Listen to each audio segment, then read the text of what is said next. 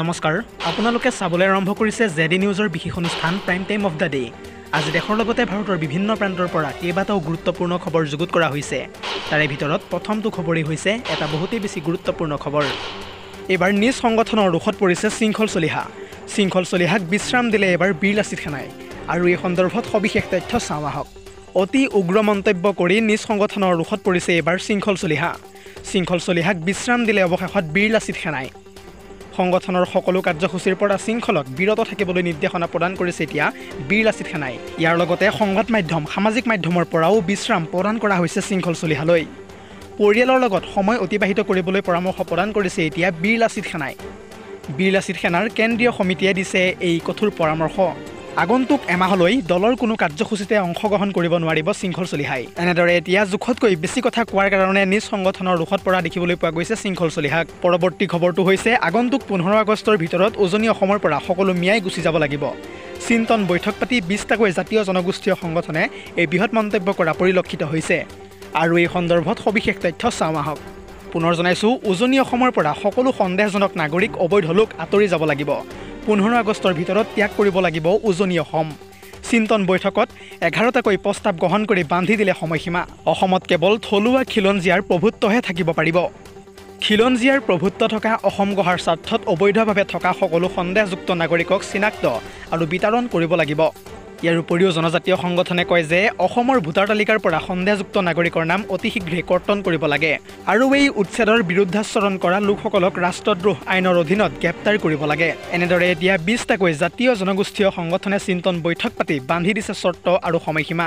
সাৱধান, আহি থকা 15 আগষ্টৰ ভিতৰত সন্দেহযুক্ত সকলো মিয়াই উজনি অসম ত্যাগ কৰিব লাগিব। এই হুংকাৰ প্ৰদান কৰিছে ইতিমধ্যে জাতীয় জনগোষ্ঠীয় সংগঠনে। পৰৱৰ্তী খবৰটো হৈছে আন এটা বহুতেই বেছি উদ্বেগজনক খবৰ। 5টা ধৰণে ভাৰতীয় জনতা পাৰ্টীয়ে ভোট চুৰি কৰে। ভোট চুৰি কৰিয়েই প্ৰধানমন্ত্ৰী হৈছে নৰেন্দ্ৰ মোদী। আৰু এই আক্ৰমণাত্মক মন্তব্য কৰিছে এতিয়া ভাৰতীয় জনতা পাৰ্টীৰ বিৰুদ্ধে বিৰোধী দলপতি ৰাহুল গান্ধীয়ে। আৰু এই সন্দৰ্ভত সবিশেষ তথ্য চাওঁ আহক। পুনৰ জনাইছোঁ, 5টা ধৰণে ভোট চুৰি কৰি আহিছে ভাৰতীয় জনতা পাৰ্টীয়ে। ভোট চুৰি কৰি প্ৰধানমন্ত্ৰী হৈছে নৰেন্দ্ৰ মোদী। দেশবাসীক প্ৰমাণ দিবলৈ সাজু হৈ পৰিছে এতিয়া ৰাহুল গান্ধী। নিৰ্বাচনী আয়োগে তথ্য দিলে এই বৃহৎ কেলেংকাৰী আমি ফাদিল কৰিম বুলি ইতিমধ্যে স্পষ্টভাৱে মন্তব্য কৰিছে বিৰোধী দলপতি ৰাহুল গান্ধীয়ে।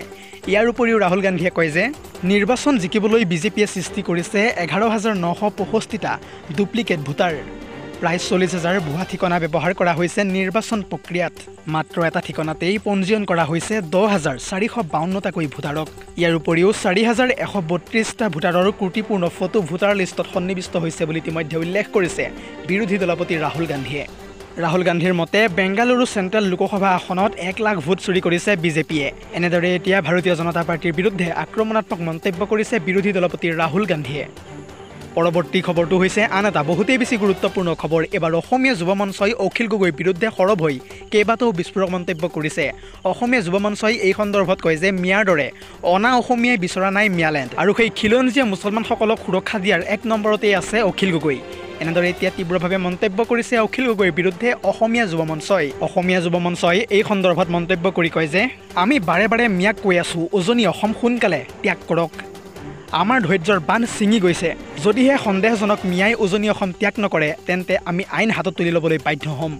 বাল্য বিবাহ ৰোধ কৰিবলৈ মুখ্যমন্ত্ৰীয়ে চেষ্টা কৰি আছে, কিন্তু মুখ্যমন্ত্ৰীক চেলেঞ্জ কৰি মিয়াই পলুৱাই নিছে কিশোৰী। অসমত মিয়াৰ দৰে মাৰোৱাৰী বিহাৰীয়ে নিজালেণ্ড বিচৰা নাই এতিয়ালৈকে। ভাতৃত্ববোধ বজাই ৰাখিছে অনা অসমীয়াই।